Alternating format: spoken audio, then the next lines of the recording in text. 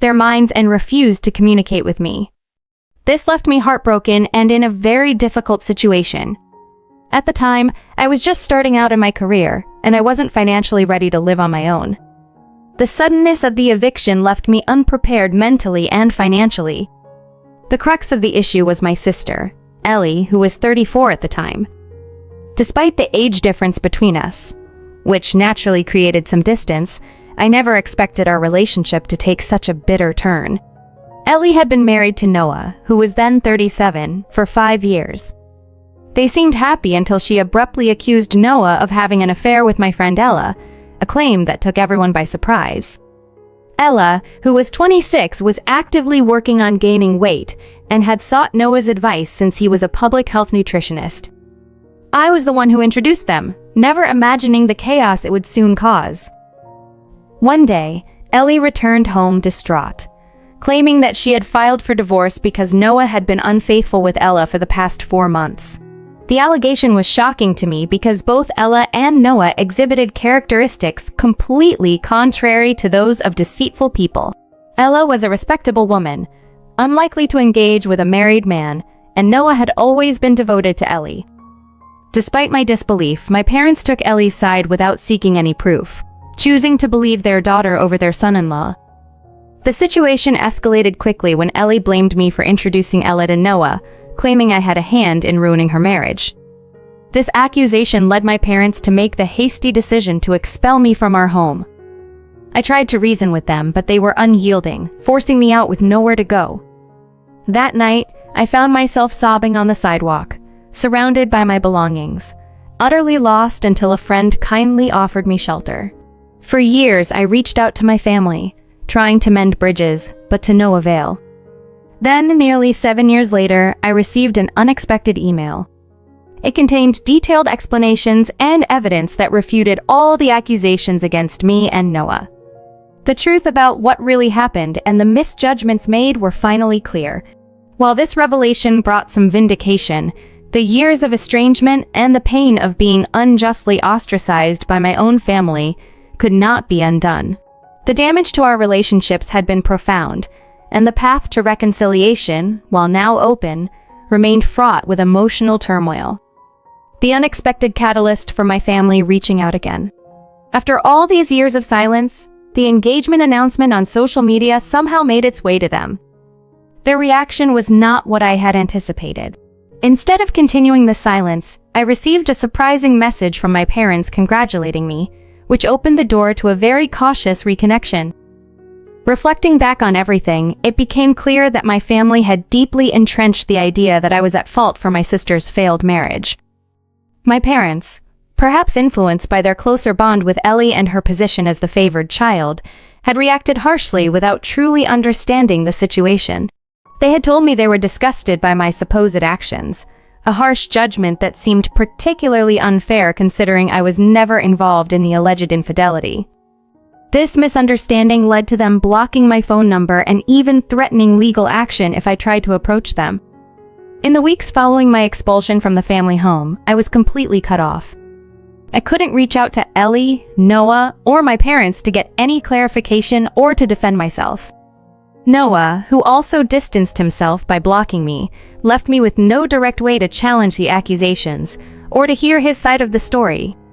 Both he and Ellie had moved back with their respective parents, leaving their shared home and making it impossible for me to find them. In my desperation for answers, I turned to Ella, the friend who'd been accused of the affair. Though we weren't close, I hoped she might shed some light on the accusations. When we met, she vehemently denied any romantic involvement with Noah, explaining that their interactions had been strictly professional. She even showed me proof of her stable relationship with her long-term boyfriend, to whom she was soon to be married. Her account contradicted everything Ellie had claimed and left me convinced of their innocence. Despite this revelation, I lacked concrete evidence to present to my family, which hindered any chance of reconciliation at the time. Forced to accept the harsh reality, I focused on rebuilding my life independently. I found a new apartment, dedicated myself to my career, and slowly healed from the emotional turmoil. The process was tough, but it redirected my energy towards personal growth and financial stability. Years later, as I celebrated my engagement, the joyous occasion unexpectedly bridged the gap between my estranged family and me. Their outreach, prompted by my engagement post, hinted at a possible thaw in our chilly relations. Though the past scars remained, this development presented a sliver of hope for mending ties that had been severed under false pretenses. As I move forward with my life, now enriched by my fiancé and a brighter future, I hold on to a cautious optimism about reconnecting with my family, acknowledging the complex journey of misunderstandings and revelations that led us here. That Noah could have fabricated such detailed evidence, and it finally painted the true picture of the situation that had uprooted my life so drastically. The revelation came as a shock. To think that all this time the story had been flipped. My sister, Ellie, was the one who had been unfaithful, not Noah. She had cleverly shifted the blame to Noah, accusing him of cheating with Ella, a scenario I had believed impossible given Noah's character and commitment to the marriage. The twist was that it was Ellie who had engaged in an affair with my friend William, a Prime Foods and sound engineer. William, who lived near Ellie's house, was someone I had casually introduced to her, knowing they shared a mutual interest in music. However, I had never anticipated the betrayal that followed. This anonymous email from Noah, sent several years after our last contact, and prompted by seeing my engagement announcement on Facebook, was a lifeline I didn't know I needed. My fiancée Olivia, who had inadvertently connected us through her wider social media circle, played an unintentional but crucial role in bringing this truth to light. Olivia's decision to share our engagement publicly had serendipitously bridged the gap between my past and present, showing just how small the world can be. Noah's email was detailed and impersonal, containing undeniable proof of the affair between Ellie and William. Screenshots of their intimate emails discussed their deceit, love for each other, and their plans to meet secretly, all behind Noah's back. These pieces of evidence were hard to digest, but they clarified many unanswered questions about the past. Ellie had not only lied about the affair, but had also tried to manipulate everyone into believing Noah was at fault. It was a revelation that turned everything I knew on its head. Understanding that Noah had felt uncomfortable about reaching out directly and chose to send an anonymous email made sense. He had been blocked by me during the heated moments following the breakup and had felt conflicted about reopening old wounds. However, his need to clear his name and share the truth outweighed the awkwardness of the situation. This unexpected disclosure did not erase the years of pain and estrangement, but it provided a sense of closure I desperately needed. It also opened up a path for potential reconciliation with my family, armed with the truth. The impact of this revelation was profound, not just in understanding what had truly happened, but also in beginning to heal the deep-seated wounds caused by years of misunderstanding and misplaced blame. Now, with a clear understanding of the past and a fresh start with my fiancé, I felt equipped to confront the future with a newfound sense of resilience and hope. The journey ahead would involve mending relationships and building trust again, but with the truth now on my side, I felt ready to face whatever challenges might come. But I had something important to share that they all needed to hear. I had spent years estranged from my family, carrying the weight of accusations that had never truly belonged to me. It was time to clear the air. The emails, signed off with Ellie's middle name, an uncommon detail known only to those closest to her, were irrefutable proof of her deceit. For years, she had painted Noah as the villain, accusing him of infidelity, while she herself was the one entangled in an affair with my friend, William. The reality of the situation was twisted to her advantage, allowing her to garner sympathy and support from our parents during her divorce. After discovering the truth through an anonymous email, I connected the dots back to Noah thanks to the social media connections with my fiancée, Olivia. We met and discussed everything in detail. He explained how he had learned about Ellie's narrative from LA and had kept silent, unsure how to approach me after all these years. This silence had prolonged my suffering and alienation from my family, but upon learning the full extent of Ellie's manipulation, I couldn't stay away any longer. Noah and I decided it was time to confront the situation. We arrived unannounced at my parents' home where I hadn't set foot in over 7 years. My mom answered the door, and before she could fully comprehend the situation, we were inside. The living room scene quickly grew tense as my father and Ellie realized we weren't there for a mere visit. Despite my father's immediate threats to call the police, I stood my ground, driven by the need to expose the lies that had fractured our family. I explained everything to them, showing them the emails that proved Ellie's infidelity. The atmosphere was charged as the evidence contradicted the narrative they had believed for so long. Seeing the deception laid bare, the dynamics in the room shifted. Ellie, usually the couch potato who relied heavily on our parents, had no work or excuses to hide behind. It was a moment of reckoning for her and a pivotal one for me. The confrontation wasn't just about vindication or unraveling lies, it was about seeking a resolution to years of pain and misunderstanding. I hoped that by bringing everything to light, there might be a path to reconciliation. Not just with my parents, but potentially with Ellie too, despite the deep betrayal. As the reality sank in, the possibility of rebuilding our family under the shadow of truth rather than the veil of deceit loomed on the horizon. It was a daunting but necessary step towards healing and possibly forgiving. The road to recovery would be long and fraught with challenges, but standing there, in the home I once knew, I felt a cautious optimism about mending the broken ties.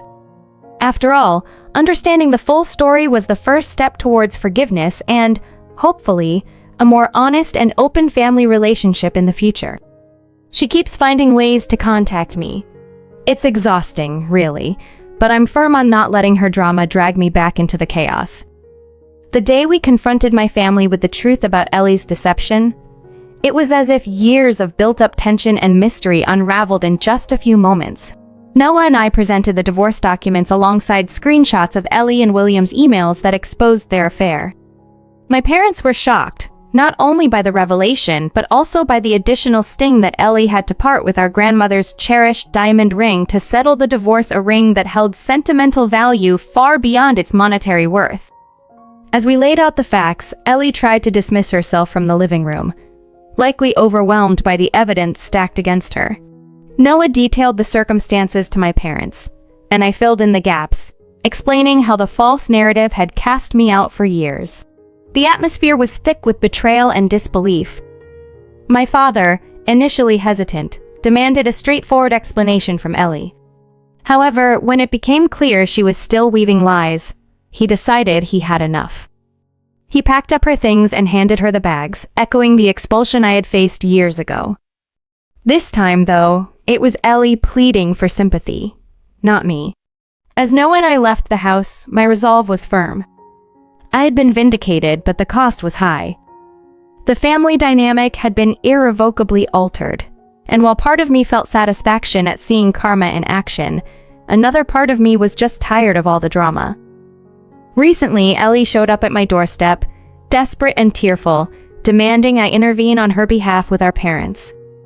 It was surreal seeing her so unraveled, especially considering how she had once convinced everyone that I was the problem. I refused to help, telling her that our debts were now settled. She left a message on my door, accusing me of being vengeful. Maybe I was, but after everything, I felt justified.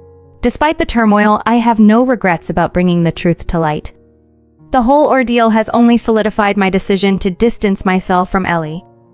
She continues to attempt contact, hoping to elicit sympathy or assistance, but I remain detached.